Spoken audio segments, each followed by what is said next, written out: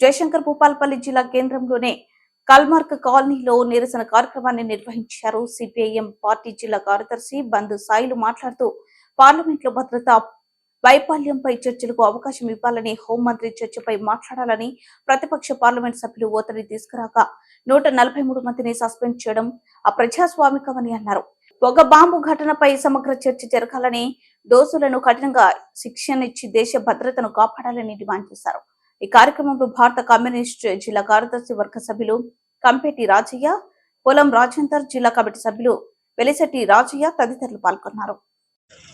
రక్షించాలి ప్రజాస్వామ్యాన్ని, ఎత్తివేయాలి 142 ఎంపీల మీద వేసిన సస్పెన్షన్ వెంటనే ఎత్తివేయాలి, ప్రతిపక్ష ఎంపీల మీద వేసిన సస్పెన్షన్ వెంటనే రక్షించుకుందాం ప్రజాస్వామ్యాన్ని, నశించాలి మోడీ ప్రజా వ్యతిరేక విధానాలు.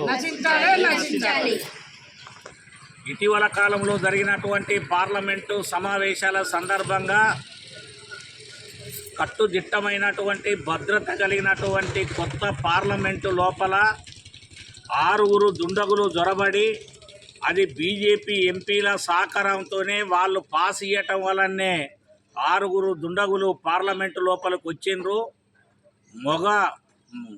పొగ మంచుతో కూడినటువంటి బాంబుల్ని బూట్లల్లో పెట్టుకొని వచ్చి పార్లమెంటు సభ్యుల మీదకి, స్పీకర్ మీదకి పోయేటువంటి విధంగా భయాందోళనమైనటువంటి వాతావరణాన్ని సృష్టించి దాడి చేసిండ్రు.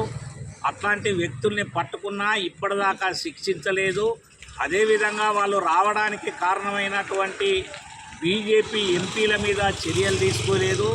దాని మీద న్యాయ విచారణ జరగాలి, ప్రజాస్వామ్యాన్ని కాపాడాలని చెప్పి విపక్షాలకు సంబంధించినటువంటి ఎంపీలంతా పెద్ద ఎత్తున పార్లమెంటు లోపల ప్రశ్నించిన దాని ఫలితంగానే 142 మంది విపక్షాలకు సంబంధించినటువంటి పార్లమెంటు సభ్యుల్ని ఇలా మోడీ సర్కారు సస్పెండ్ చేయడం అనేది అత్యంత దుర్మార్గమైనటువంటి చర్య.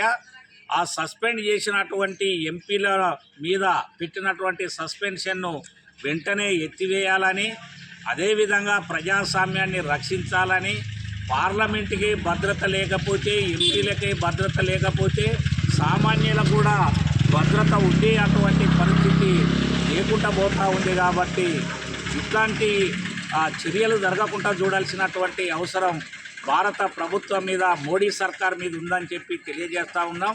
బీజేపీ సర్కార్ అధికారంలోకి వచ్చిన తర్వాత దళితుల మీద, గిరిజనుల మీద, మహిళల మీద, అనేక రకాల ప్రజల మీద దాడులు జరుగుతూ ఉన్నాయి.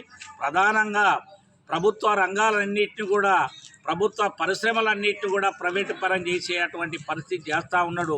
అందుకని మోడీ సర్కారు గద్దె దిగాలని ఇండియా కూటమి ఇచ్చినటువంటి పిలుపులో భాగంగా ఇలా భారతదేశం మొత్తంలో నిరసన కార్యక్రమాలు జరుగుతూ ఉన్నాయి. అందులో జయశంకర్ భూపాలపల్లి జిల్లా కేంద్రం కార్లమార్క్స్ కాలనీ ఏరియాలో సిపిఎం పార్టీ ఆధ్వర్యంలో మోడీ సర్కార్ అనుసరించేటువంటి విధానాలకు వ్యతిరేకంగా ఈ నిరసన కార్యక్రమం చేస్తూ ఉన్నాం. ఖబర్దార్ మోడీ, నీ బీజేపీ విధానాలు, ఆర్ఎస్ విధానాలు మార్చుకోకపోతే రాబోయే కాలంలో పెద్ద ఎత్తున అన్ని పార్టీలను కలుపుకొని నీకు బుద్ధి చెప్తామని చెప్పి సందర్భంగా తెలియజేస్తాం.